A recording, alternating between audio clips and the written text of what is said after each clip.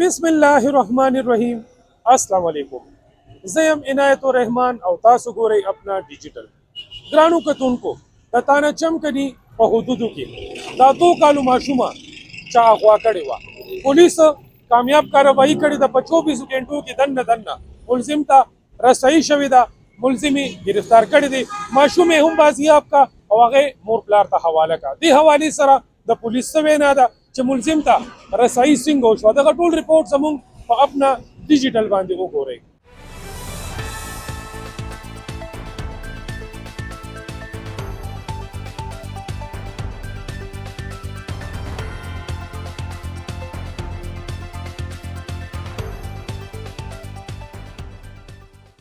ګرانو کتونکو، دا وخت موږ هغه ماما سره ولاړ یو چې د اتو کالو ماشومه وه، خورزه وه، اغوا شوې وه.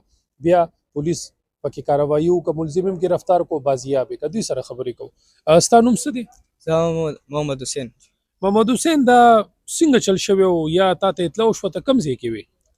زه کار کوم او دا داسې کار و چې دا مونږ لیکو 3 بجې مدرسې ته سبق له دې سره یو بله وړه خوره مې چې وړه خوره مې بس د چې مدرسې چوټي شوې ده، بس ده ورته ویلې چې راځه تا لکه ریټونه درکوم. دا به زمونږ ځای ته به روزانه تلو راتلو. نو ده ورته ویلې چې تا لکه ریټونه درکومه. بس دا ماشومه د دې خو دومره پسې نه پوهېږي، بس وړې خور لیلو پټه ورکړې ده او بس هغه دې ته وویل زما له ماما دلته کریټ راکړه. نو دلته لږه مخکې تللې ده، نو بس دا ورته په ژړا شوې ده، زموږ ته کلي له نه ووته. دا ورته په ژړا شوې ده، نو بس دې ورته ویلې چې ما کور ته بوځه. دې ورته وویل چې زه د سبزي ورشم بیا به دې بوځم. بیا ورته 3-4 پیرې ورته جړلي، هلته یې هم ورته جړلي چې ما کور ته بوځه. نو بس بیا ما پسې رنګ راغو. دوی راته اطلاع کړه چې یاره داسې کار شوی. بس ما څه په ډاګه پرېښود، زه رالم کلي ته مې ملګرو ته رنګونه وکړل، بس ګروپ کې مې هر څه دغه کړل او بس بیا هم راپورټ وکړو. چې راپورټ هم وکړو، بس بیا د تاڼې ته راغلو. بس بیا راته ویلې دوی هلته زندۍ سره تاڼه ده، هلته راشئ. چې هلته لاړو، بس موږ سره هغه ځای والا پولیس والا شو، انسپکټر را سره شو. موږ بس په ده باندې ورغلو. چې ده باندې ورغلو، دوی موجوده په یو دوکان ځان ته نیولی دی، یو پلاټ ته د املوکو باغ سره پندو کې. نو د املوکو باغ سره پندو کې یو پلاټ د نیولی دی، نو هغې کې دی لوډر هم ودرېدی پکې په خپله دغه کېږي. نو زموږ دا خورزی هم ځان سره هلته کېنولې وه. بس دا ته دا غونډه ټکانه دی چې څه کار کولو دا چې کوم ملزم گرفتار شو؟ ده به سبزي خرڅولی جي سبزی دکان یو؟ او سبزي دکان یې. څه به ویل غواړي هغه خلکو ته؟ دا خو یو نصیحت هم دی. دا مونږ په دې باندې دا پروګرام ریکارډ کوو چې هغه خلک د خپلو بچو خیال وساتي چې سکول ته یا مدرسې ته بچي لیږي چې خپله ورسره ځي او د هغې خیال وساتي. څه به ویل غواړي؟ زه دا ویل غواړم چې بس خپل بچو باندې دې احتیاط کوي چې سکول ته یې لیږي، غلط تندې ورسره ځي چې یاره سکول کې مې پرېښوه بس راغلو. سکول چوټۍ ټایم شي، یاره سکول چوټۍ ټایم شو، لاړ شو بچو پسې. ته مدرسې ټایم شو، 3 بجې ته مدرسې ټایم دی، مدرسې به دلته دې پرېږدي مدرسه کې، بیا دې راشي، بیا دې لاړ شي ورپسې 4 بجې لا 5 بجې ته مدرسې چوټي کېږي. بس هلته دې لاړ شي، به خپلو بچو ته دې ودرېږي. زما دا درخواست دی چې بس احتیاط کوئ. اشفاق خان دې حوالې سره ته تفصیل ووایي. دا خو نن سبا په هر ځای کې مونږ ګورو ماشومان هراسا کېږي، اغوا کېږي، او بیا تاسو دا کیس په 24 غنټو کې دننه ټریس کو او ملزم هم تاسو گرفتار کو، ماشوم هم بازیاب شوه.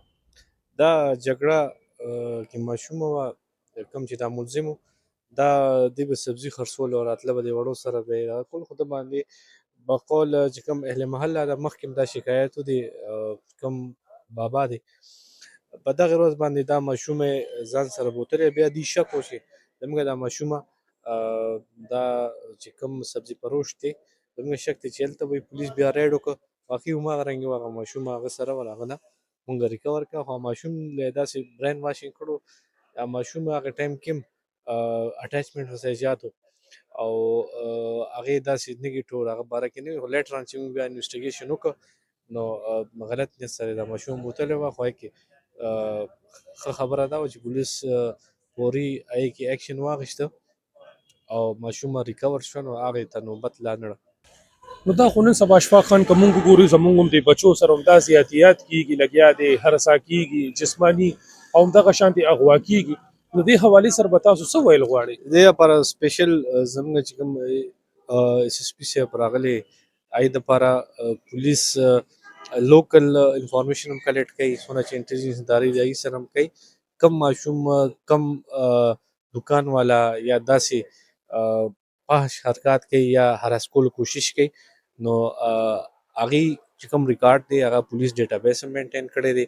بالکل هغه هفته په هفته 10 ورځې پس هغه راغواړي او هغې نه او تخلي چې دا قسم اکټیویټیز کې بدني بیا موږ عوام ته اپیل کوو چې کوم ځای کې داسې خبرې نو پولیس ته رجوع کوي انشاءالله موږ قانون کټهره کې ودرو جی بالکل ګرانو کتونکو تاسو د ډي اس پی اشفاق خان خبرې واوریدي چې داسې قسمه خلکو سره به هیڅ رعایت نه کیږي د ماما خبرې هم تاسو واوریدي چې د خپل ماشومانو د بچو د خیال ساتي کدي مدرسې ته ځي ک سکول ته ځي ک ټیوشن لزي او که هر طرف ته ځي خو د وسر د کور یو سربراوي چې دی خپل مدرسه کې پریدي او بیا واپس راولي ګرانو کتونکو د خپل ځان ډیر خیال ساتي را روان پروګرام پر اجازه غواړم د الله پامان